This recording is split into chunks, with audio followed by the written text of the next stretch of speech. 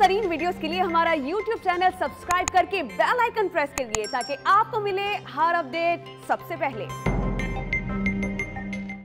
लाहौर में 14 अगस्त की रात खवातीन से बदतमीजी की एक और वीडियो सोशल मीडिया पर वायरल हो गई है। फुटेज में आवाज नौजवान रिक्शा सवार लड़की से बदतमीजी करके फरार हो गया।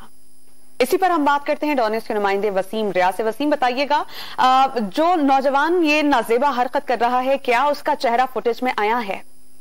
जी बिल्कुल, इसका चेहरा फुटेज में वाज़ेह है। ये 14 अगस्त की रात है जिसमें चिंची रिक्शा में सवार खवातीन से जो है वो नौजवान सरेआम छेड़छाड़ और नाजेबा हरकत उससे करता नजर आ रहा है। मोबाइल फुटेज ये मंजरेआम पर और सोशल मीडिया पर वायरल होने के बाद पुलिस ने इस पर जो है वो बाकायदा कार्रवाई शुरू कर दी है। इस पर पुलिस का कहना है कि फुटेज जो है वो हासिल कर ली गई है और इस जगह का शनाख्त जो है वो की जा रही है, जिसके बाद इस फुटेज में नजर आने वाले जो नौजवान है उसके खिलाफ सख्त कार्रवाई की जाएगी।